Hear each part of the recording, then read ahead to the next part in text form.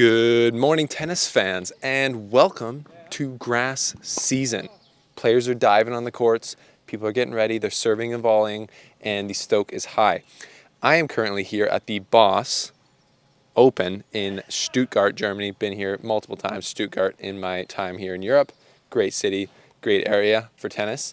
And I'm here to give a kind of a Grass SZN preview right at the tippy top of the season. We don't have all of the information that we're going to have, as we will going into Wimbledon, but we're going to break down a few of the big things, being Wimbledon. Will Nadal play? Will Zverev play? Who are the what's the power ranking dynamic going into Wimbledon? And take a look at the other lead-up tournaments, including the Boss Open, going into Wimbledon, and what that will do for different players' forms. So, welcome to the Slice, and let's get stuck into the Grass SZN.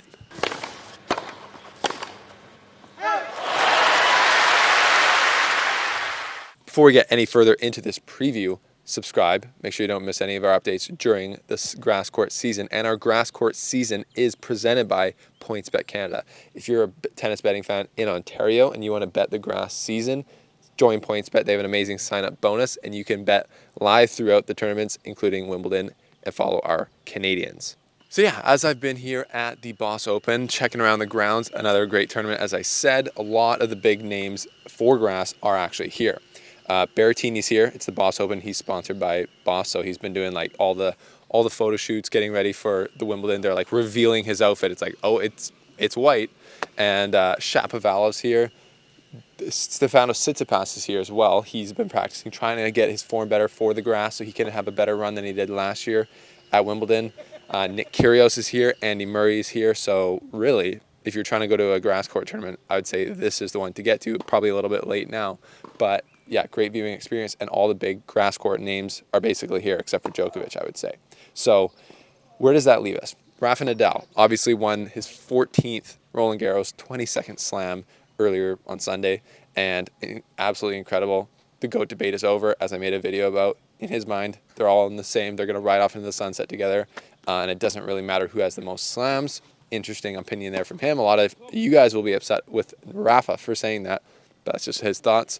Coming into Wimbledon, though, he's not sure he will play. He says if his body allows him, he wants to. But during the French Open, he was anesthetizing his foot every day just to be able to play, and he says he's not going to do that. So apparently he will have a treatment, and then he will see if his foot is able to allow him to play. So that's a big question mark right now. Another big question mark is Zverev. Will Zverev play Wimbledon?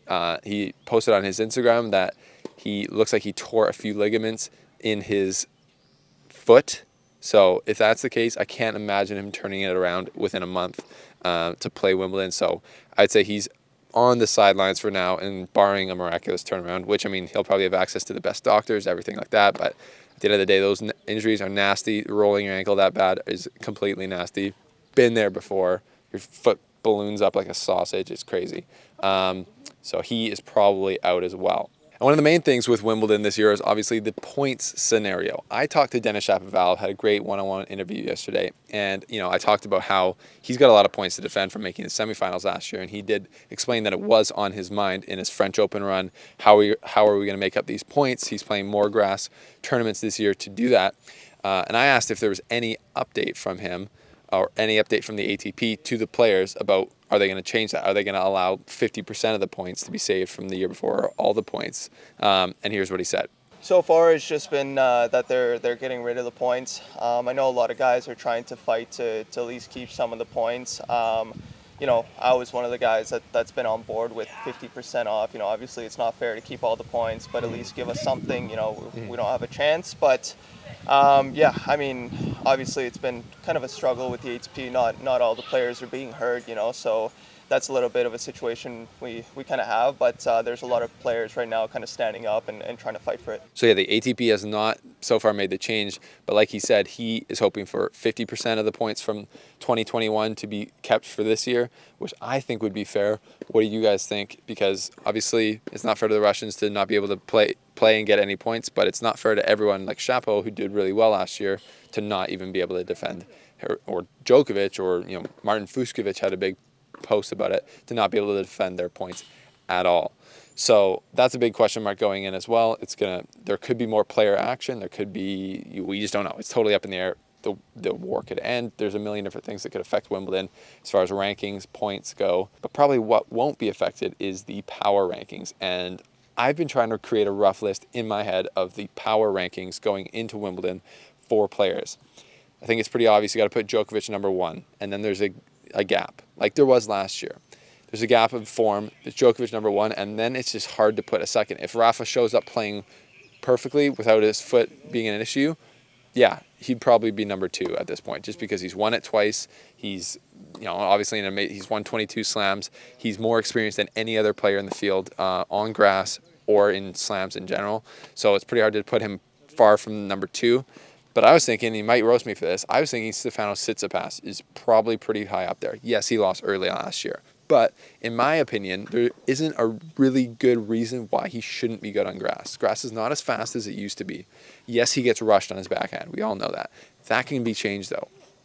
And his forehand and serve are so good that, in my opinion, if he was serving and volleying like 30% of the time, who's going to stop him? That's an amazing serve, forehand, and he's got great volleys. So he should be better on grass than he is, and he's getting started early here at Stuttgart, practicing on the grass on the indoor carpet when it was raining yesterday. So I think I got Stefanos pretty high up there.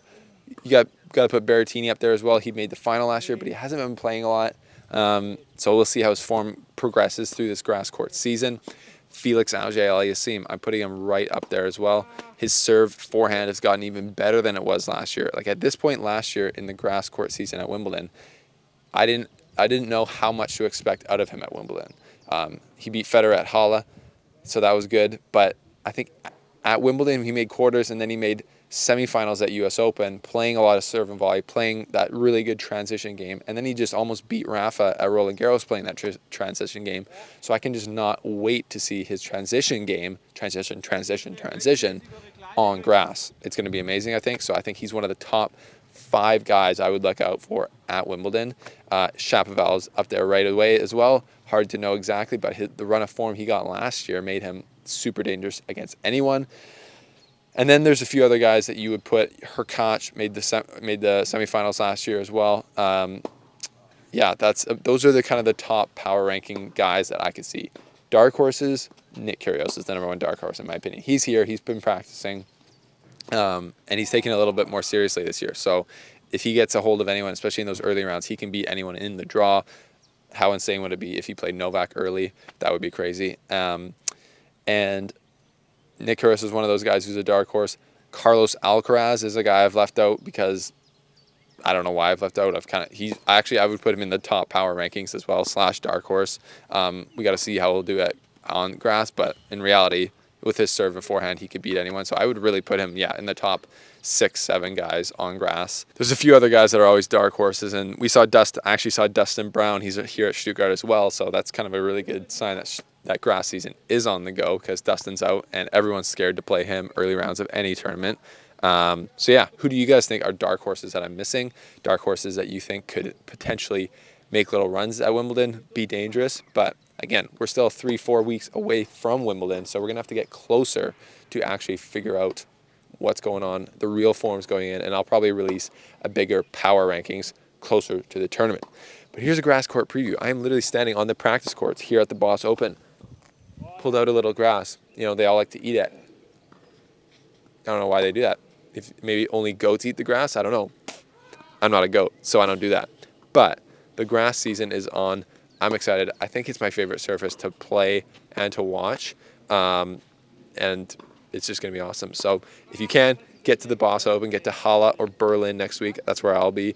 Mallorca the next week after that, I'll also be there. And then it's Wimbledon. So what do you guys think? Who are you looking out for on the grass court season? Let me know down below, and we will discuss that going forward. As always, thanks for subscribing. Like this video. Check out all the links below. And remember, if you're in Ontario and you're going to bet on tennis, don't use any other platform other than PointsBet Canada. It's a no-brainer. Thanks, guys. We will see you next time here on The Slice.